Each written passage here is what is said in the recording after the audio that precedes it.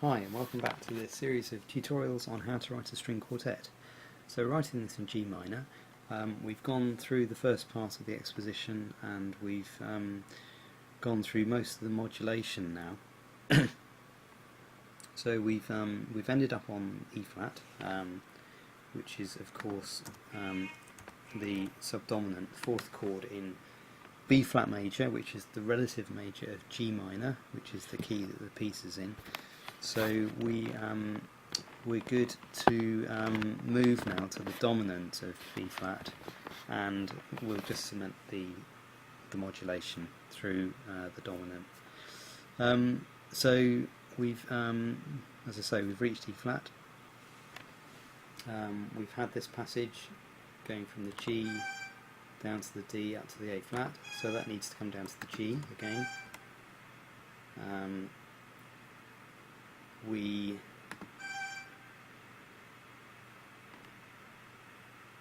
just thinking what we can do here. So over the next two bars we need to write some material in order to send us off to F, the dominant in B flat now. So let's just have something like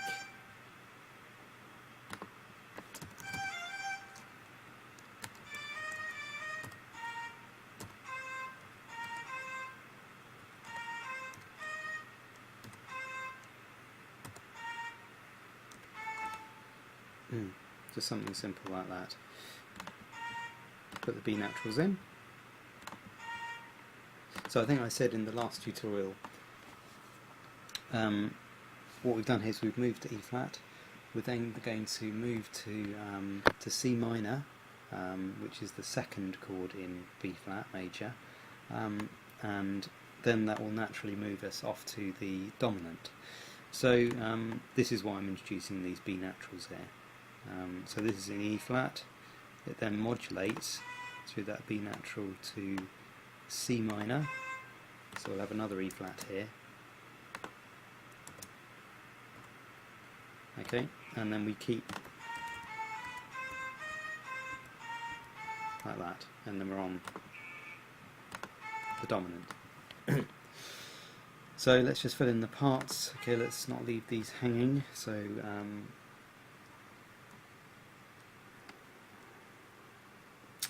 I think this one went up to the B flat before.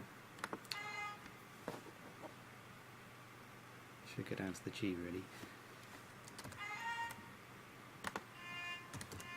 Okay, well let's just keep what we did before, because we had this pattern going up, you see, in both the violin 2 and in the viola. I think we need to keep that pattern going more than we need to resolve that A flat to the G, because we've got the G in the top line here. Anyhow, let's just see how it sounds. So here we'll just we'll just use violin 2 to accompany this pattern. We won't use much much texture here. So let's just turn this one into quavers.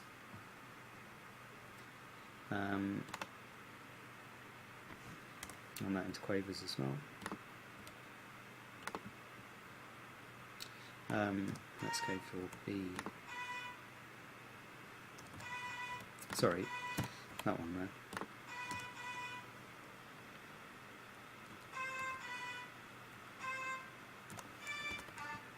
there.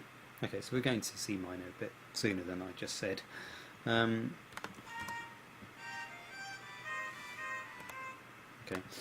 let's just have F sharp there.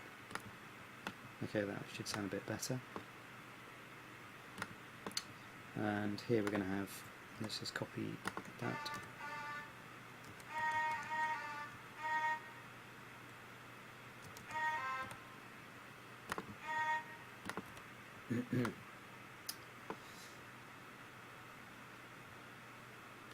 Okay, and then let's just have the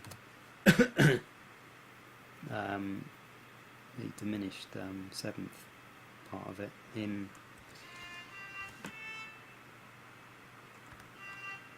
just here.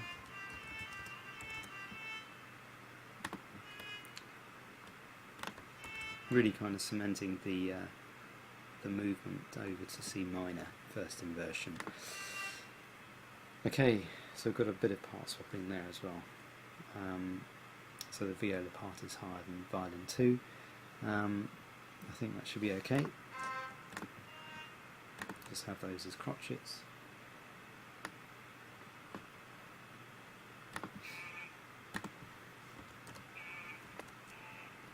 Something like that. And maybe just hold this not straight into the dominant, but have a 1C. So that's the second inversion of B flat. Okay, like that. And we've got this rhythmic pattern in this bar, so let's have a similar thing in this bar, but let's have it on F. Something like that, so it just centres around the F there. Okay. And again, just filling in the parts really on a D, don't we? Resolving to the C. So we've got F, C, F, A. So that should be good. So there we go. Sorry, it's not a particularly inspiring passage, but I think it does what it needs to do, which is just, you know, we've spent 4 bars really hammering out E flat, and we need to, you know, bring the tonality. Okay, we were hammering out E flat in order to, you know, move away from the G minor tonality. And now what we need to do in these last few bars is just to move away from that E flat, try and just melt it down a bit, and just move over to the C minor, and then into this, you know, 5/7 or 5 rather. So hopefully you can hear that if I play it from here, the fact that we're really going for E flat, and then we over the next few bars here, what we've just written, we've kind of mellowed that a bit. Okay, so let's have a listen from here.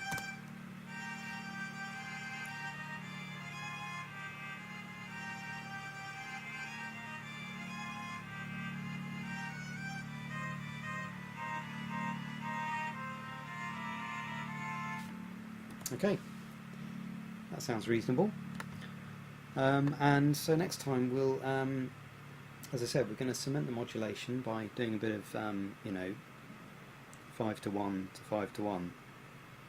So moving between F major and B flat. And then I think we're all set to start up the with the second theme, the second subject in the exposition. So we'll do that next time. Okay, so I hope you can join me next time.